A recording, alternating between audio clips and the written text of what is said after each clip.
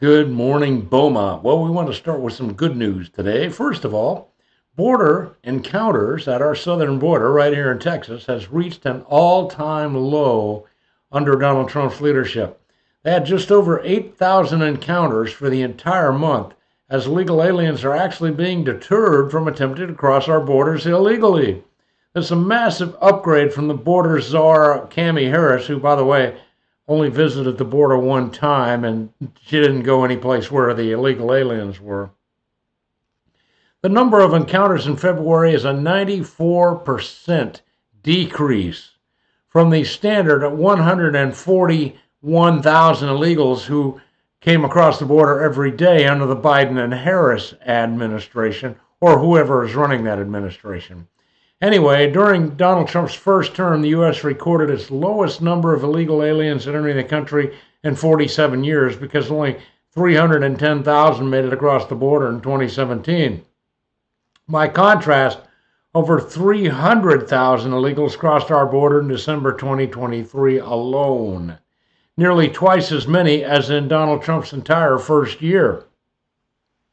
The Gateway Pundit reports that border czar Tom Homan said at the beginning of February that crossings at the border were down 93%. That's a bigger decrease than under the first Trump administration. Still, they sent another 2,500 to 3,000 troops to the southern border this weekend to protect the homeland amid new all-time low numbers. Donald Trump announced this historic feat on Saturday, adding that the invasion of our country is now officially over. The border is closed to all illegal comers. So the month of February, he said, my first full month in office, had the lowest number of illegal aliens trying to enter our country in history by far. There were only 8,326 apprehensions at the border.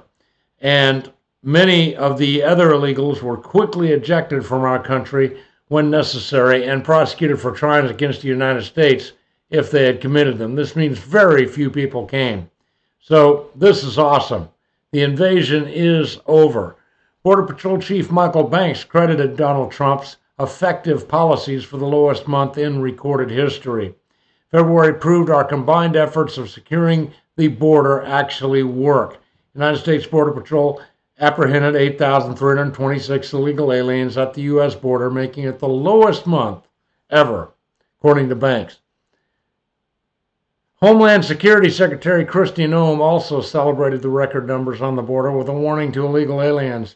We will find you, we will arrest you, and we will send you back. This is awesome. Despite the success, Donald Trump is reportedly not satisfied with the pace of deportations, however. As the Gateway Pundit reported, ICE Director Caleb Vitello was recently removed from his position and reassigned to oversee field enforcement operations because he just wasn't getting them out fast enough. He was not fired.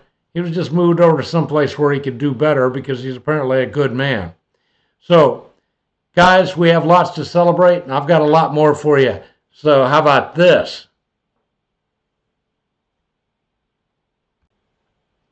Meanwhile, in other good news, Keir Starmer over there in the UK has announced that they will step up now, and they're going to give Ukraine another $2 billion, practically nothing compared to all the billions that we've sent there.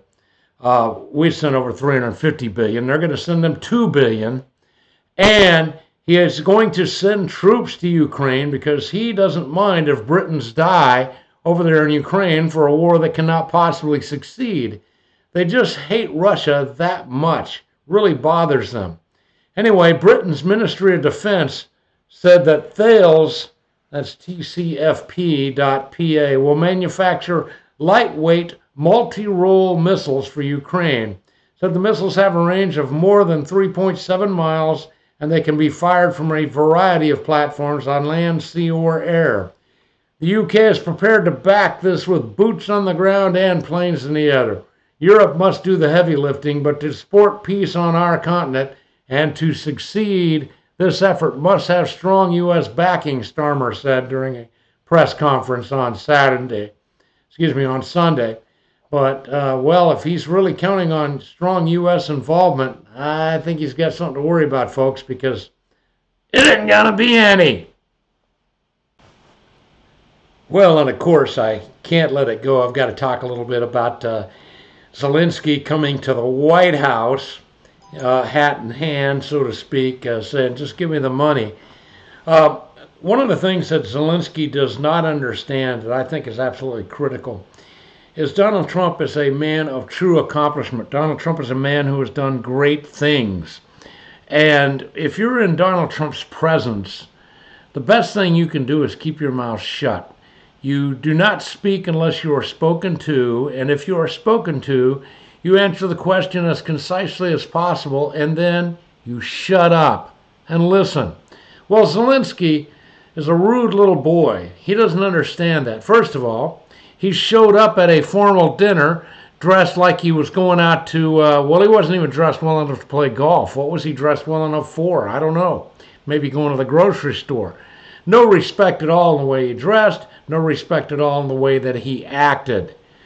And what should have happened is he should have walked right in there. He should have shook hands, smiled a lot, signed the agreement, ate his lunch, and gone home knowing that his people were not going to be dying tonight.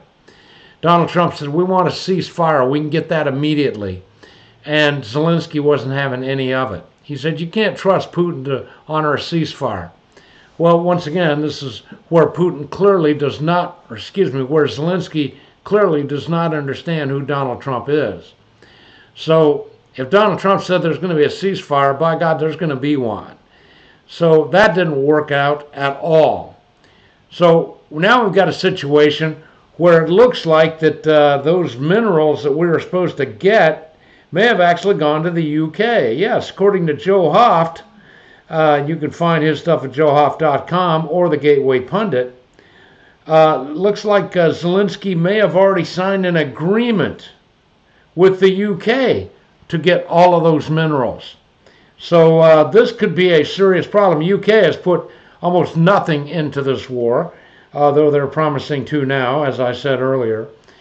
But this may be the big lie. UK announced an agreement with Ukraine signed on January the 16th. One of the key points, it cements the UK as a preferred partner for Ukraine's energy sector, critical mineral strategy, and green steel production. Although it has yet to be confirmed, some believe that this entire agreement includes the Ukraine giving the mineral rights to the UK, therefore they could not be given to the US. This agreement was signed just days before Trump entered office.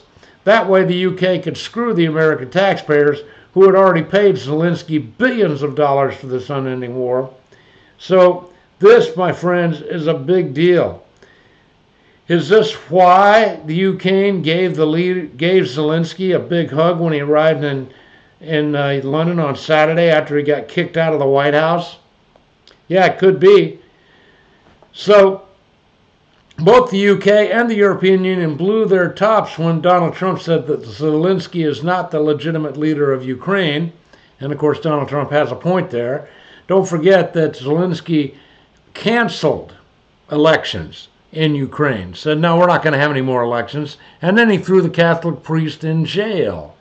So we have to take all of that in mind. Zelensky may have won the Ukraine election, but he was appointed to a 5-year term. Well, that term ended last year. He's now in the 6th year of his 5-year term. So according to the Constitution, it could be interpreted that Zelensky is no longer the president at all. And of course, that would mean the agreement with Zelensky and the UK would be null and void. Perhaps Donald Trump and his cabinet knew that Zelensky was lying to them and hiding the facts behind his agreement with the UK. And maybe Donald Trump knows that any agreement Zelensky got into would be null and void.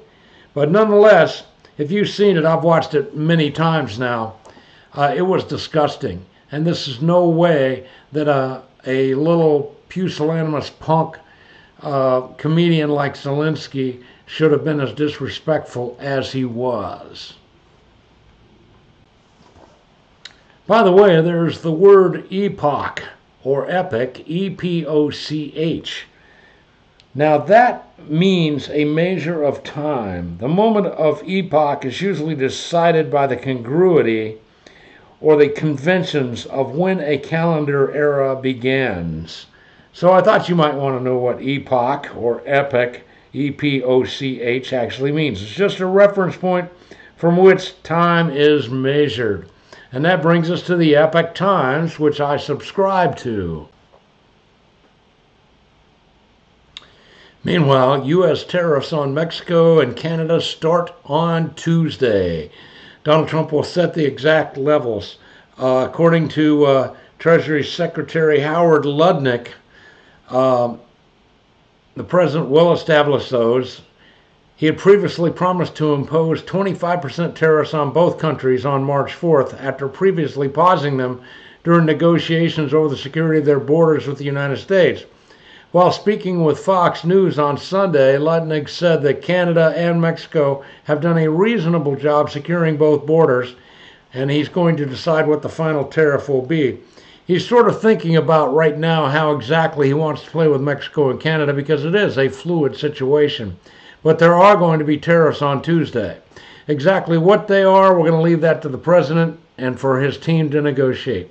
The president is also expected to raise tariffs on China from 10% to 20% on Tuesday, unless they stop supplying countries like Mexico with fentanyl precursors that they can use to manufacture fentanyl. Trump confirmed the increase, including the 25% tariffs on Mexico and Canada, through a Truth Social post on February the 27th. He said, "We cannot allow this scourge of illicit drugs to continue to harm the United States. Therefore, until it stops or is seriously limited, the proposed tariffs will go into effect on March 4th. And indeed, they are going to go into effect. Canada and Mexico had previously secured a 30-day pause in the tariffs after both countries' leaders agreed to bolster their border security and to lower the flow of drugs and illegal aliens into the United States.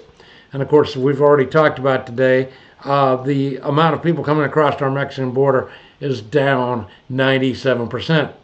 So they're working hard down there, but Trump suggested it will be difficult for Mexico and Canada to satisfy his conditions for removing the tariffs after the pause ends. So he's serious, and you should be too. Thank you guys for being part of the show today. Be back tomorrow at 7:45. See you then.